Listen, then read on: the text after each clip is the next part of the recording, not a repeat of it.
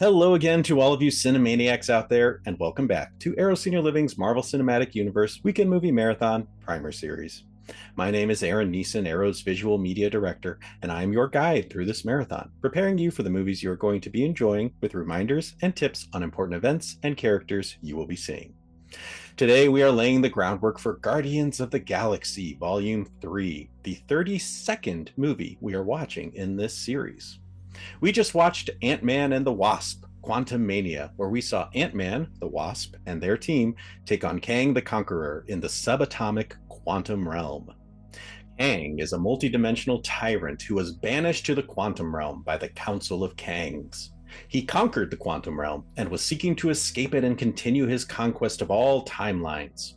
Fortunately, Ant-Man and his team, along with Quantum Realm freedom fighters, were able to defeat Kang and release the denizens of the Quantum Realm from his iron grip.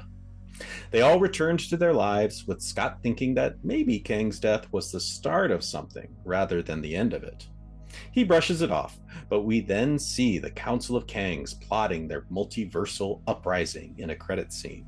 We also see Loki and a character named Mobius encountering another Kang variant, Victor Timely, at the Chicago's World Fair in 1893.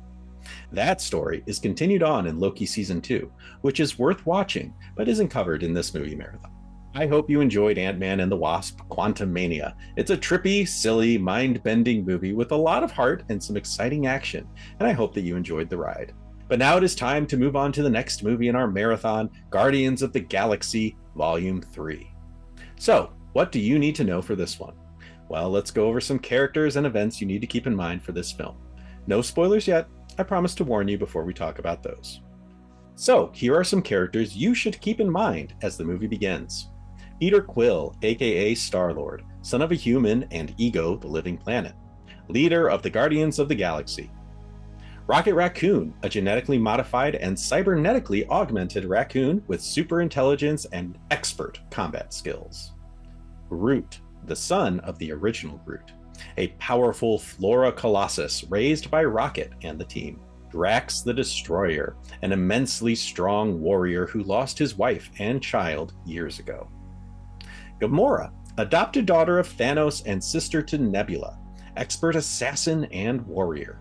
Nebula, adopted daughter of Thanos and sister to Gamora, expert warrior and cybernetically enhanced by Thanos after each failure in combat to Gamora. Mantis, a powerful empath who lived her life in servitude to Ego the living planet, but joined the Guardians when he was defeated.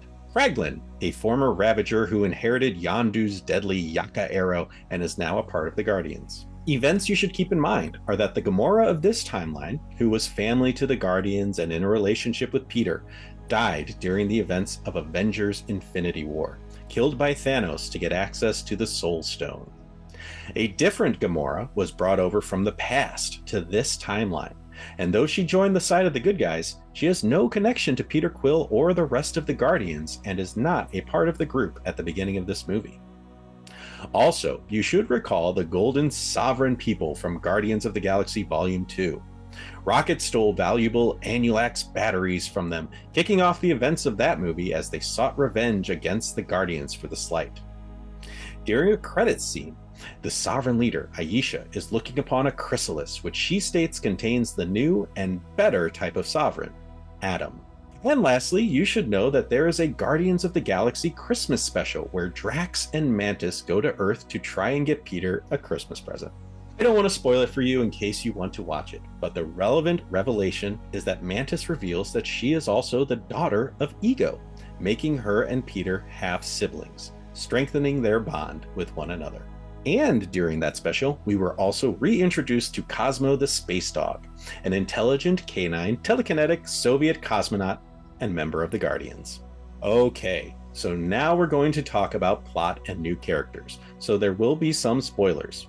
If you want to go into the movie spoiler-free, then it's time to turn off this video and enjoy the film. Okay, everyone here is good with some plot points being spoiled, right? Then let's get into it. We join the Guardians of the Galaxy at their new headquarters on Nowhere, the giant celestial head floating in space. They are in a bit of a funk, especially Peter, who is still reeling from the loss of his Gamora.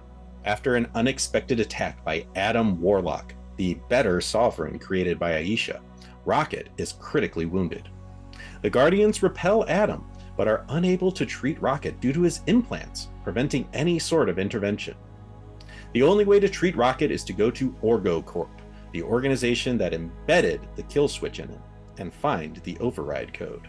OrgoCorp is controlled by the High Evolutionary, a megalomaniac who is obsessed with creating higher forms of life. The Guardians enlist the help of Gamora and the Ravagers to break into OrgoCorp, which they are successfully able to do. However, it turns out that the override code has been removed by one of the High Evolutionary's assistants, so the Guardians and Gamora have to travel to Counter-Earth to find him. They arrive on Counter-Earth to find that it is populated by anthropomorphized animals of all kinds who are living lives much like humans do. Meanwhile, Rocket is still clinging to life on the ship. He is dreaming and recollecting his sad past on the High Evolutionary ship, where he was experimented on and treated cruelly by the High Evolutionary. But we also meet some friends that Rocket makes during his time there, including the Otter Lila, Walrus Teefs, and Rabbit Floor. So now the Guardians have to find the code to save Rocket, stop the High Evolutionary before he carries out more twisted experiments, and save the lives, big and small, that are in his grasp, all while still being pursued by the dangerous Adam Warlock and Aisha. And that's where I'm going to stop. There is a ton more adventure and excitement to be discovered, so I'm going to let you find out the rest on your own. Fun bit of trivia.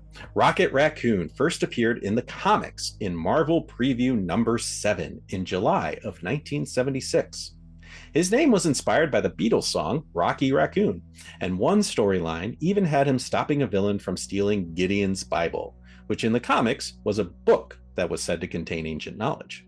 But for those who don't know, in the song Rocky Raccoon, Rocky finds Gideon's Bible during his quest for revenge.